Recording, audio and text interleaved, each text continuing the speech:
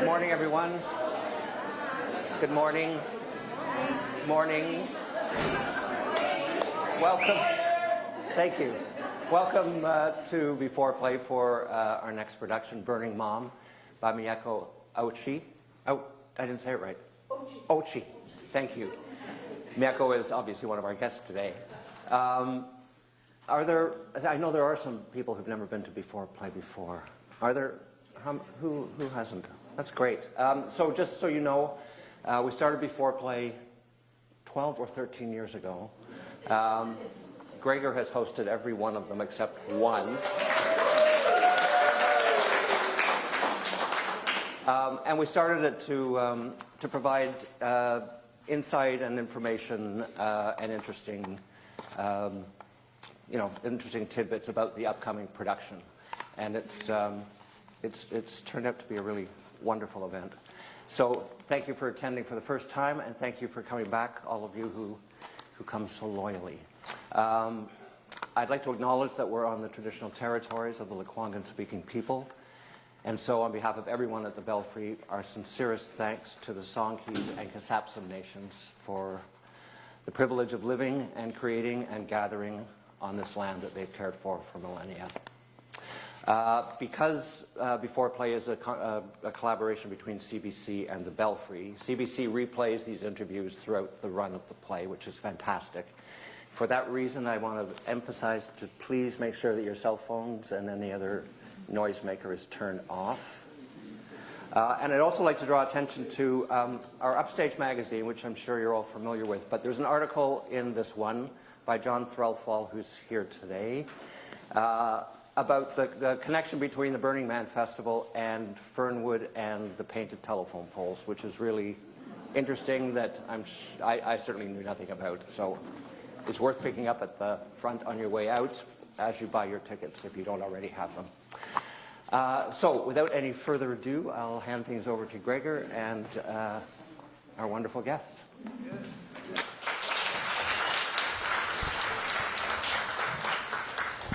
13 years and I still haven't figured out how to sit down gracefully in this chair in front of a live audience. But that's the great thing about radio is you don't really have to be graceful physically. So as you may have heard, our first guest is Mieko Ouchi, whose plays include The Silver Arrow, Nisei Blue, The Blue Light, and The Red Priest, 8 Ways to Say Goodbye. She's the former artistic director of Edmonton's Concrete Theatre and is currently associate artistic director of the Citadel Theatre in Edmonton. Mieko received the Lieutenant Governor of Alberta's Distinguished Artist Award in 2023.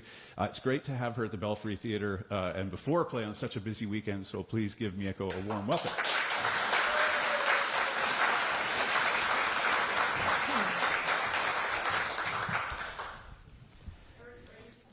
Thank you. I was trying to be carefully graceful.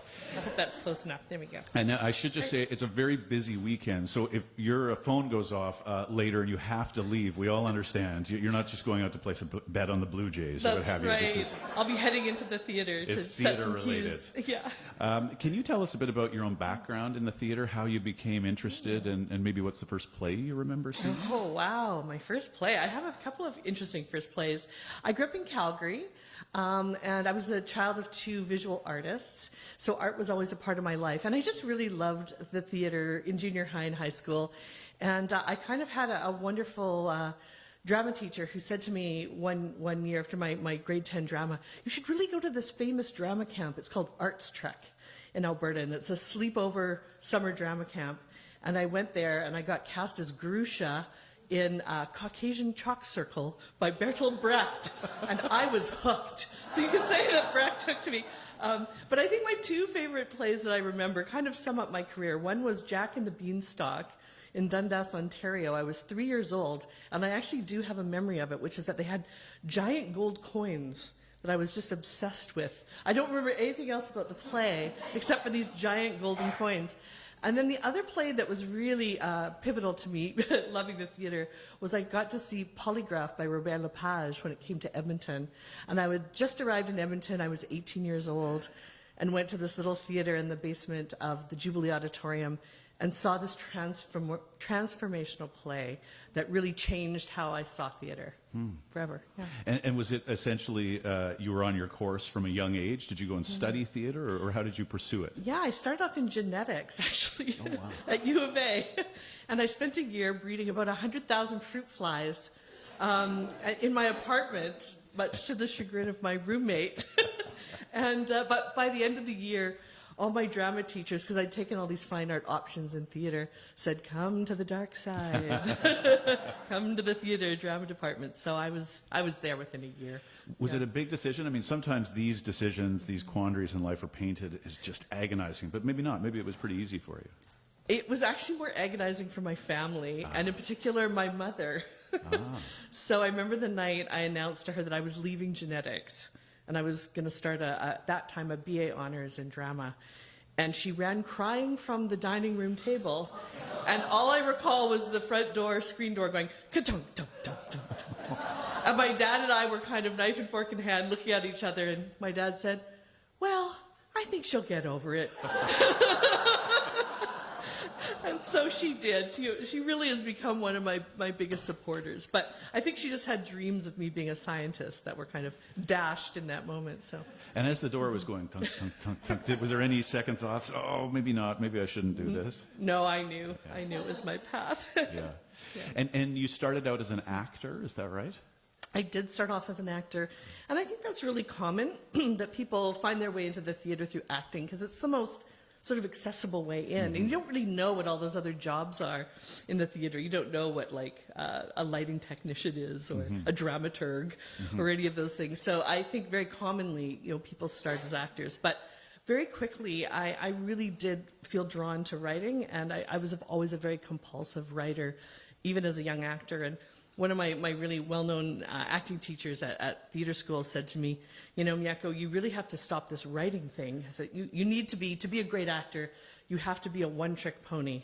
Oh, interesting. So I actually turned down a workshop at a professional theater of one of my kind of high school plays when I started theater school. And many years later, he apologized. And he said, that was terrible advice I gave you. So thank you for continuing to write. Yeah. What do you think about that notion of having to be a one-trick pony, just in general? I really hate being put in a box, and I love kind of being a multi-hyphenate artist.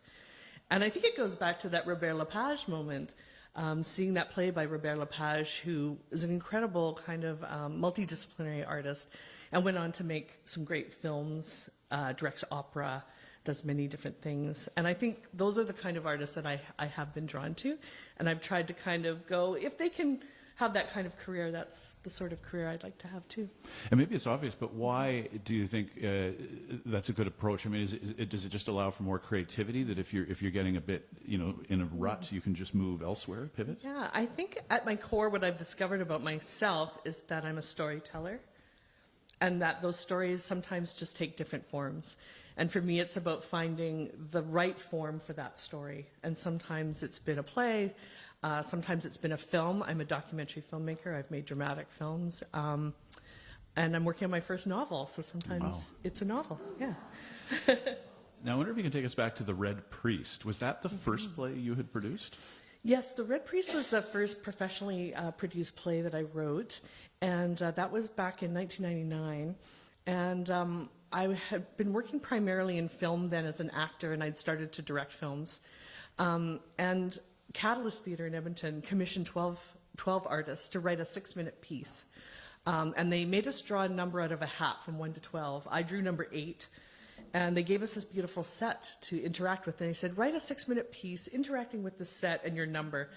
And I wrote a piece of monologues called 8 Ways to Say Goodbye.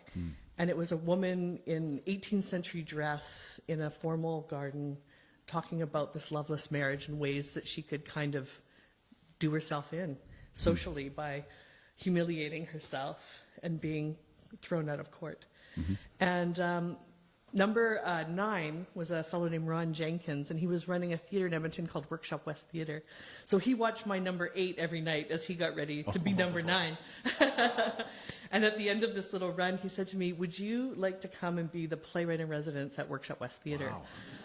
And I had never written a full real play then. So I said, is it a requirement that you've completed a play? And he said, no, I just think this play, this short piece has a lot of potential. So we worked together to develop the play. So that was your starting point. Let's take Yeah. this 8 minutes you've got and expand it. So that became the first 8 minutes of the show. Interesting. And was it a natural progression then? I mean, sometimes you hear that short doesn't necessarily equal long and vice versa, but it sounds like in this case it did. Yeah, that play just really grew very organically and unusually into a full-length play. I know Richard Rose at Tarragon at the time said to me really sweetly, I was very intrigued when I read it because it opens with 10 back-to-back monologues. He's like, most plays don't start with 10 back-to-back monologues. And he said, but that's what drew me to it. It was so unusual. And I think because I didn't really know a lot about sort of the rules, in quotation marks of writing plays, I didn't feel constrained by those at all. Right. So let's fast forward to today. You're here at the Belfry because of Burning Mom, and I understand it's based on your own mother, Dorothy, she of the thwack, thwack, thwack. Can you give us a brief description of the play, Burning Mom? Sure.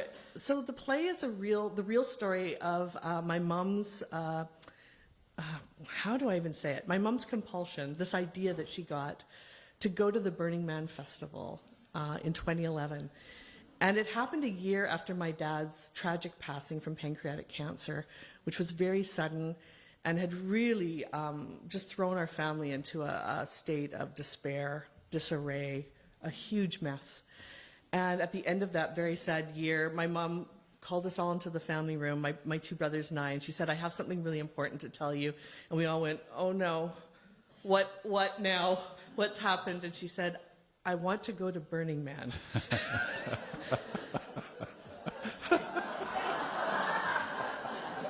One doesn't expect one's mother to say at 63, I want to go to Burning Man, but my mom did, and it just launched this incredible adventure.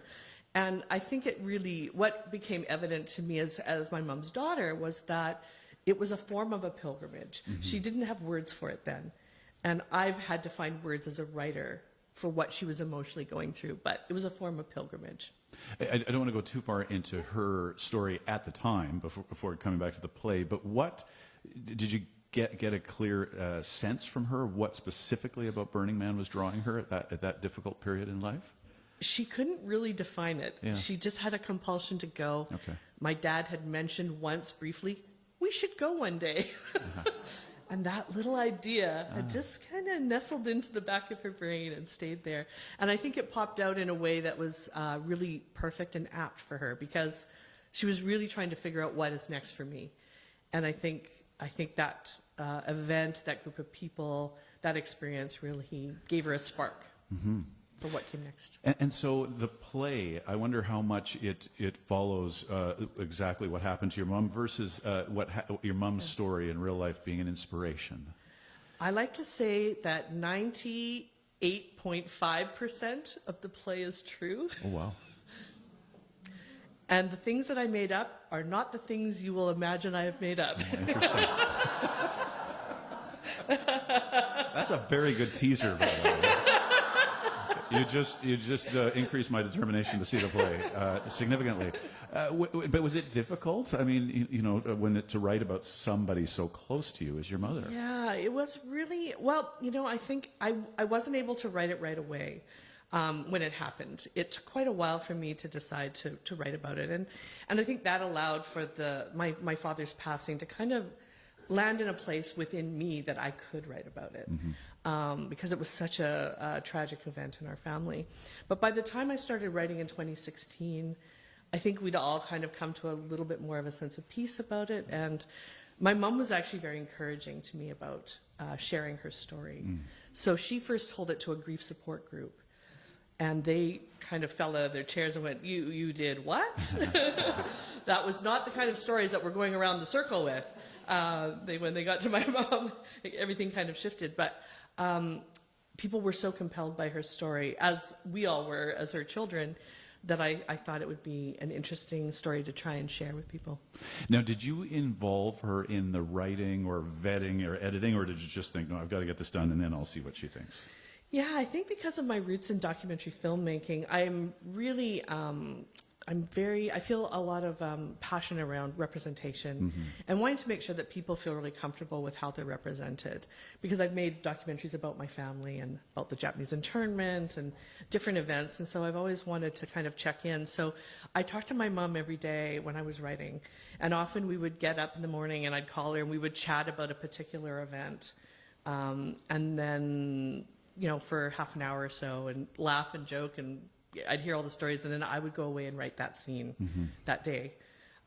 Yeah, so it was kind of a back and forth. And then she really generously lent me her diary, her journals from the event, which are all in watercolor. It's this huge painted beautiful journal. Yeah. So does that sort of inclusion involve a veto? And I hate to ask it so bluntly, but I wonder, you know, in your mind, do you think of it that way when you're going through the process? Yes, I absolutely said to her, you know, I invited her to a reading on Zoom that we were having. And I said, if you hear anything that you're just like, Mieko, no, you could never share that again. You know, I will honor that. And she said, no, it was all fine. And she said, I'm really glad you didn't include anything about nudity. I said, well, you didn't tell me anything about nudity. And she's like, good. And what about the Burning Man Festival itself? Did you know much about it prior to this undertaking? I knew a bit about it just as a sort of a cultural phenomenon, and my younger brother had gone once before because he's sort of involved in electronic music scene in Calgary and builds sets for some of these big festivals and things. So he had gone and come back and regaled us with all these amazing kind of experiences that he'd had. So I knew about it a little bit, but I didn't fully understand, I think, all the complexity of what it was. I think I had more of a surface understanding of it and less about, I think I didn't quite understand what a community that it becomes and the relationships and those long relationships that people have with the people they meet and that sense of community.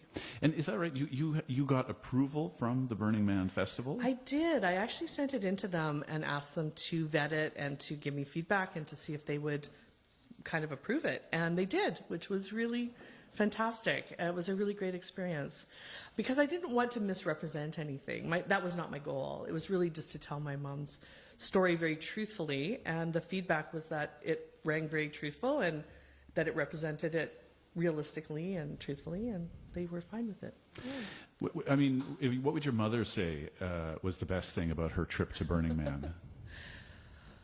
Oh, she has a lot of favorite memories, but I think it was the discovery of her own bravery that she could do it. Yeah, and she could do something that was at first deeply scary and uncomfortable, but by putting herself there, she kind of discovered all kinds of things about herself by taking that leap. Yeah. Mention the RV. Oh, the RV.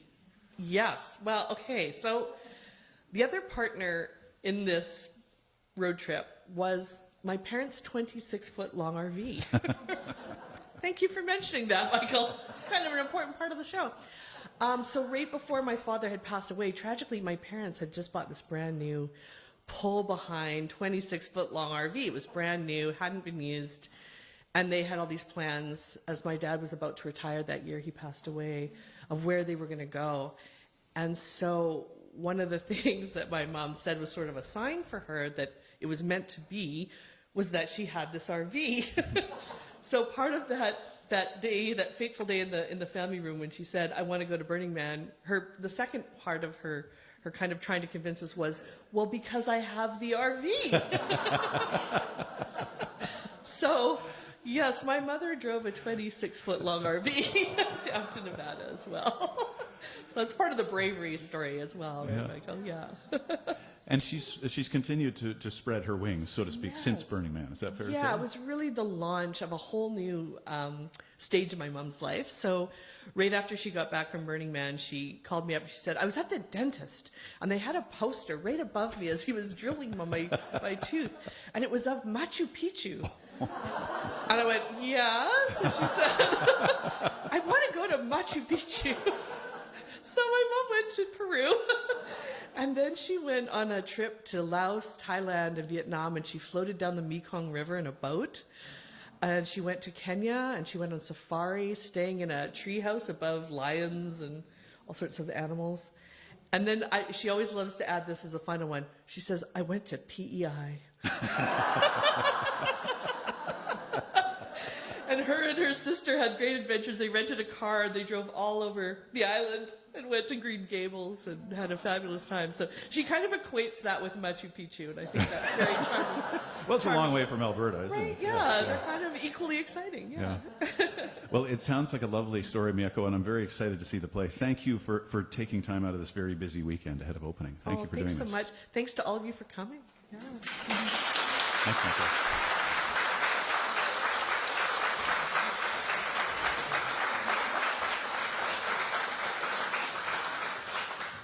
Mieko Ouchi is the playwright and director of Burning Mom. Our next guest is Melanie Golder, a Victoria-based visual artist working across diverse media, including glass, fiber, metal, wood, and projection. After 20-plus years working in the BC Public Service, Melanie transitioned to fully dedicate herself to her artistic path and is currently completing a BFA in visual arts at UVic. She has also collaborated on immersive environments for festivals including Rifflandia, Burning Man, and Other Worlds. So please give Melanie Golder a welcome. Warm welcome. Have you have attended Burning Man 11 or 12 times? Is that right? I think like around 11. Yeah. That's but impressive. I would have to go back and count. Now that sounds impressive, but I understand that a lot of people are drawn back again and again and again, aren't they? Yeah, there's a bit of a theme if you dig in. And what is it? What is it that keeps you coming back? What's so wonderful about it? Well, to be fair, the last year I went was 2014, so Okay. It's been almost a decade since I went. I guess it is, you kind of go down with a team. So you're like, I mean, I did at least. So the community of people who you go down with, are my lifelong friends and the people that you meet. And, I've traveled all over the world and seen art all over the world, and really the experiences and the things that people build and create and imagine at Burning Man are really top-notch. So the art. And was that what drew you there in the first time around 2001, was the art? Definitely, yeah. I saw photos, like my best friend was like, oh, yeah, I went last year, and these pictures, and I was like, wow. Can I come next time you go? So. And it can be difficult to convey the magic in an art piece through description, but can you give us a sense of some of the kinds of things you've seen there, or that really just drew your attention in the first place? Yeah, I mean, I guess the sheer volume of the different experiences and different pieces that people put together and bring. The environment is not for the faint of heart, and to show up and put a large installation piece together, you're there sometimes a couple of weeks in advance, and so pretty extreme environment it can be. And so, people putting together these, like, maybe a structure that is like a 40-foot tall woman made of scrap metal, or like these big like interactive buildings that are made out of either like scrap or other things. So huge build teams, and just the amazing amount of, I know it's everyone's a volunteer, like no one's getting paid. So it's also just like the passion of people who bring every project, but particularly those large ones are a huge amount of work for a year or two. I did a project that was consumed my life for a couple of years that we took down to Burning Man. So like, it's a lot of work when you get down there, but also like a lot of work preparing things and organizing the people and raising the funds and all that stuff. Mm-hmm.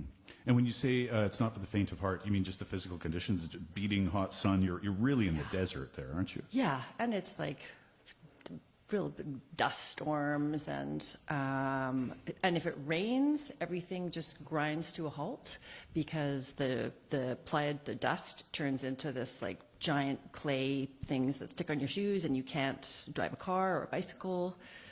And yeah, so.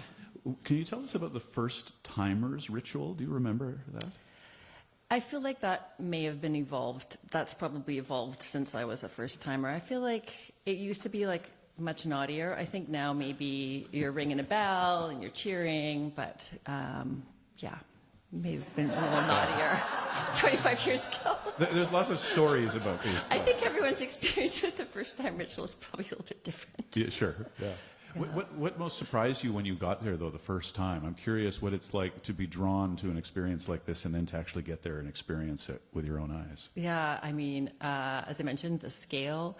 So just, I mean, the landscape itself is amazing. It's this huge flatbed, and the scale of the things that people bring, and also just like what people bring as themselves. So, you know, no one's walking around and going about their business. Like, everyone is doing something and interacting, and you just have all of these amazing casual connections that can go all kinds of places, and seeing people doing stunning performances or whatever that you just kind of like happen upon. So it's just sort of the magic of being surprised, or like the serendipity of coming into a place and seeing a thing and then running into a person and then kind of carrying on a journey together.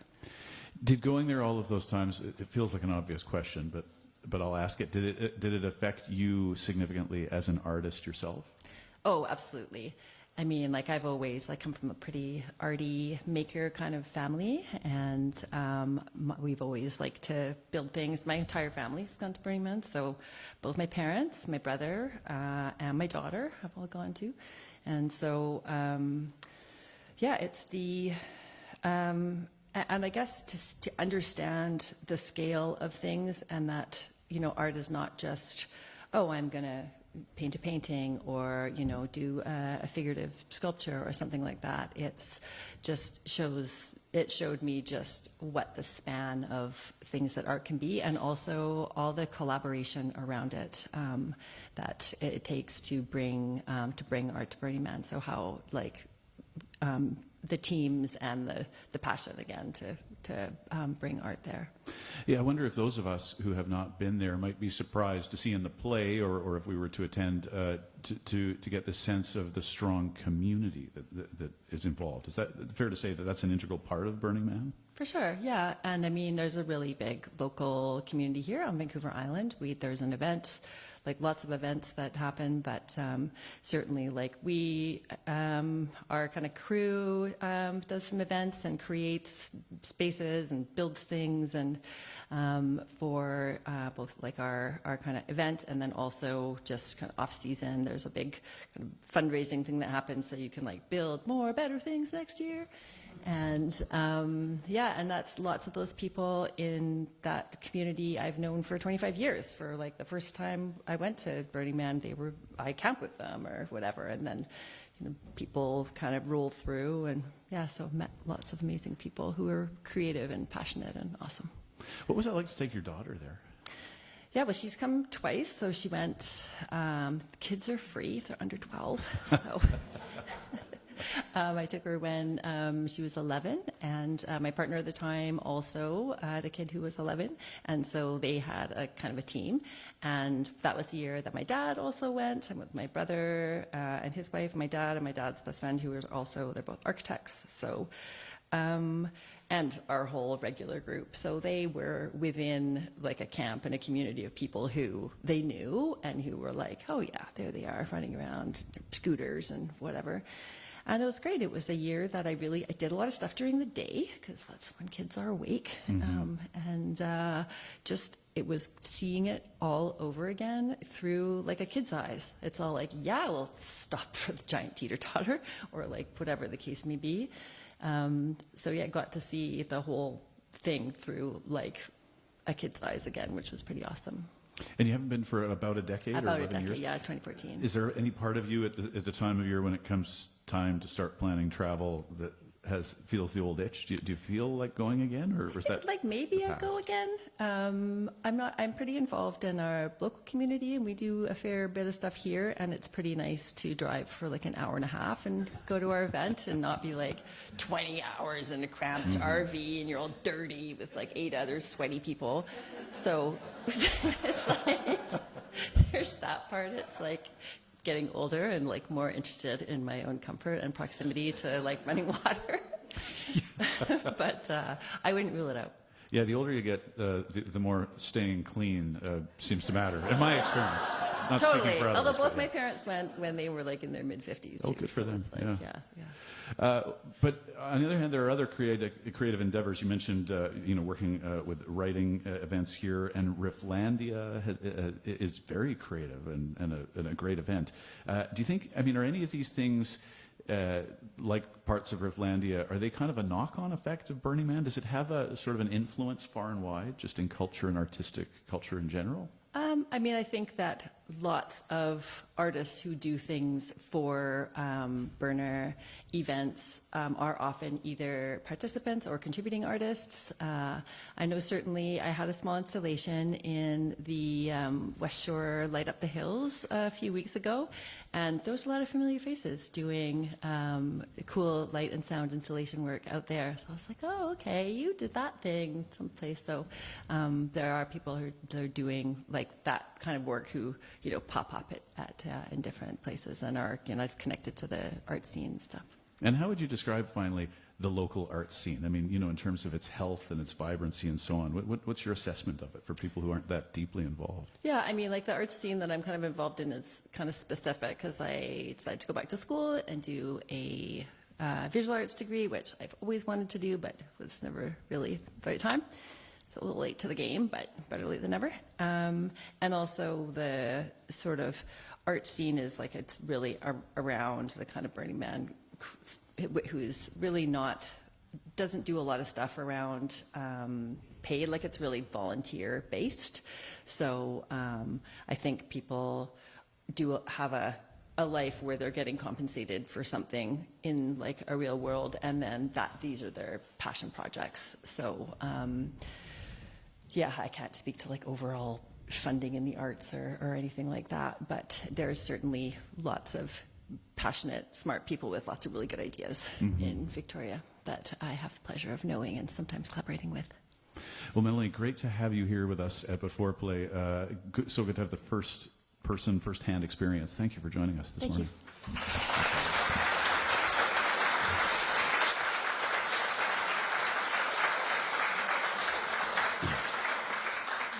Melanie Golder is a visual artist and veteran of the Burning Man Festival. Our final guest is Anya Hess, who is clinical director at Wildwood Therapy. Anya is a non-binary registered clinical counselor, educator, and the clinical director at Wildwood, which is a trauma-focused clinic and training site. They specialize in trauma, including traumatic loss, bereavement, and major life transitions. Please welcome Anya Hess.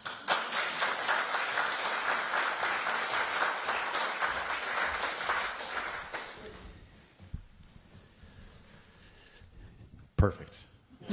We rehearse mic placement here because, when people are talking like this, it just doesn't work very well on the radio. One hand. Perfect, exactly, yeah. Can you tell us a bit about Wildwood Therapy, first of all? Oh, yes. Wildwood Therapy is a mental health clinic.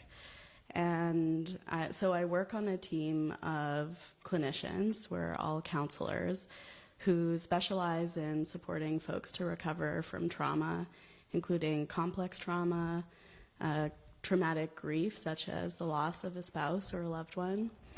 And I'm hoping that it's a stepping stone to opening a larger trauma recovery center that can serve more members of our community in the future. How did you become interested in therapy in the first place, and what was the path that brought you to Wildwood? Well, I used to be artsy and fartsy, like our previous guests. So I no longer am. So in my early 20s, I was studying photography. And at that time, I received a cancer diagnosis. And through that experience, I accessed services through a nonprofit in Vancouver called Callanish Society. And this place was so incredible. It was run by 4 women at the time. They're no longer there. But they would be wearing these shawls and kind of just be like swooping around, and with so much love emanating from them. And they were like these 4 wise owls who were just there to support us. And I was so impacted by the grief counseling that I received there and the support that I had through my journey, that when I recovered and I was feeling well, I graduated my program and I changed careers and studied psychotherapy because I wanted to pay it forward. Isn't that interesting how life works sometimes? Hey, that sounds, so a cancer diagnosis put you on the path That's right. to give back to others. Yeah. And so you mentioned a lot of types of trauma, but because of Burning Mom and what we heard from Mieko was the spark for her mother's journey, let me ask you about grief caused by the loss of a spouse. It must take many different forms, I presume, does it? Yes, there's no right or wrong way to grieve. And so going to Burning Man in a 26-foot RV that you might not really know how to drive is totally a healthy and appropriate way to grieve. Everybody experiences something similar in our physiology, in our body, when we go through a traumatic loss like that. Since attachment and security is so closely, and survival is so closely related, when we lose a loved one, our body goes into a fight or flight response, like it receives that as a threat to our safety and our life. And so for everybody, we experience an increase in stress hormones, and we might feel a lot of pain, even panic. And so everybody can relate to that feeling of pain, even heartbreak. Did you know that heartbreak is a medical condition for some people? No. The pain of a loss can be so severe that it can impact our heart function. And so we actually have a medical condition that's heartbreak. But the way that we respond to the grief is different. And it can be gendered. How so? How in general might men and women, for instance, deal differently with the death of a spouse? Yeah. So because of the way that we're socialized, we might have ideas of what's appropriate and inappropriate in terms of expressing our grief. Women or folks who've been socialized as girls growing up may express grief in more intuitive ways. So connecting with emotions, reaching out to others, maybe leaning more into things like spirituality. We typically are socialized to reach out for help more. So that includes going to grief groups and engaging in therapy. Whereas men, unfortunately, or folks who've been socialized as boys may have received messages like, be a man, don't cry, don't show weakness or emotion. And so for men, we often will express our grief in action-oriented ways. So that could be pouring our energy into volunteering or sports, or even going back to work earlier than what others might think is appropriate. But there's no right or wrong way to grieve. And the most important thing is that we can express our grief without shame and with the openness of our community. Because if we can do it in the way that's authentic to us, that's when the healing can begin. When you say with the support of our community, is that getting better? And maybe this is too general a question, but I think sometimes some of us don't know how to support people going through grief. You know, we almost panic ourselves. If you see a friend or somebody you know having experienced tragic loss, some people almost freeze themselves. You don't know what to say. Yeah, I think that's a really good point, Gregor. So trauma is not only something that happens to us, it's also something that we witness. And so if I witness my friend going through a traumatic loss, I may also be feeling some of that trauma. And we can't help the way that our nervous system responds to that. So if you find yourself freezing, that's okay. But I would say what I found most helpful in my experiences of grief was when others could just acknowledge it. Mm-hmm. Don't come up with an explanation or a quick solution. It'll all be fine with time, but you're just acknowledging it. Right. We got to sit in the muck for a while and allow the chemicals in our body to come back to equilibrium. And then we can, once we're starting to feel better, then we can start to look at our grief in new ways. We can integrate what's happened into our life. And so whereas we might be looking externally to fill the missing piece after we've lost somebody, we can then start to find meaning and purpose within ourselves and that connection with who we've lost within ourselves. And how do you approach it as a therapist? And I know to some extent that's trying to ask you about your whole profession in one brief question. So I know there's only so much you can say, but can you give us a sense of how you start working one-on-one with somebody who comes to you for this kind of counseling? Yeah, thanks for your question. Well, the method that I'm trained in is called Baranowski's triphasic model for trauma recovery. And according to that method, we first help folks to build tools and to feel comfortable and to learn how to take care of themselves before we really go into the content of what's happened. But I have found that when working with somebody who's been through a traumatic loss and they're in the middle of grieving, they really just need compassion. And there isn't necessarily an evidence-based way to provide therapy for grief, since everybody experiences grief in the kind of similar way in the body, but we express it differently. We have different cultural backgrounds. We have different ways that we've been socialized. I think what's most important as a counselor is to be non-judgmental and to be open to getting really creative. Sometimes we're listening to music together, we're doing art, maybe we're supporting someone to plan a trip to Burning Man. I'm not asking you to reveal anybody's identity or story, but when you heard of someone wanting to go to Burning Man, I think it probably maybe surprised you a lot less than others. You've come across people come up with creative ways of coping with loss or dealing with... Yeah, I mean, I changed careers and started a business.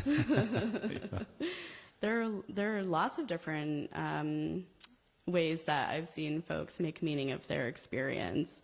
I think what stands out the most is probably how I see folks wanting to put forward positive energy and to help others in some way.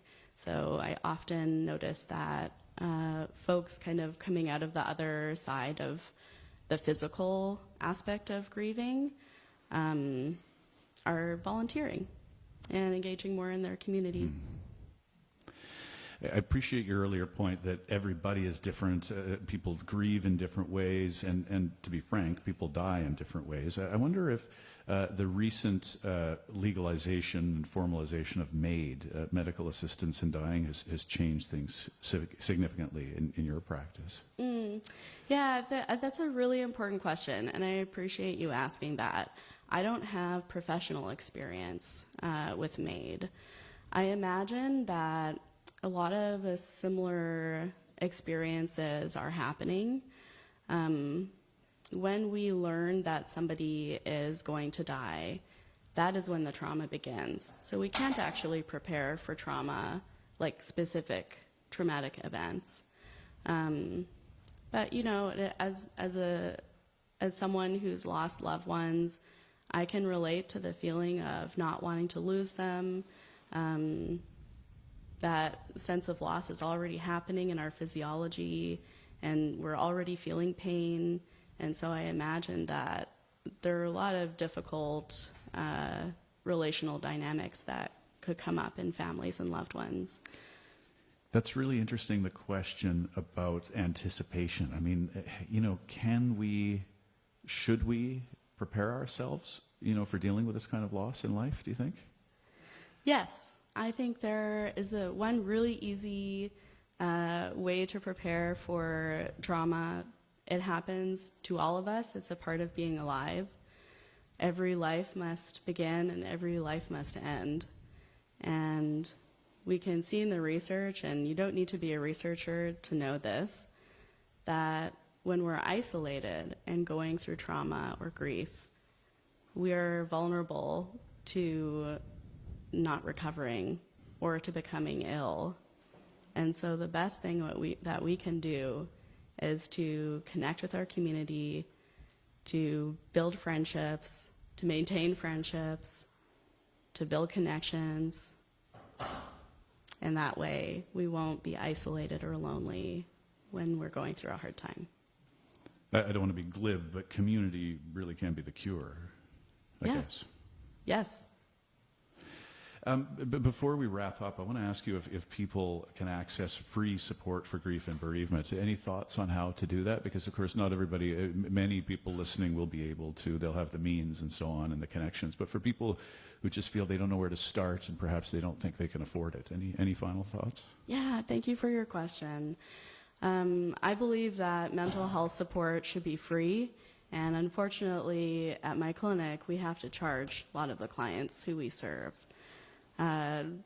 We do have access to some services. There's the BC Bereavement Association is offering free counseling and groups.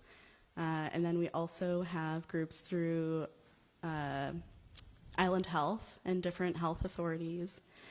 And for folks who have insurance or Indigenous folks can access free counseling at Wildwood. Anya, thank you so much for joining us at B4Play. It's great to have you with us this morning. Thank you, Gregory.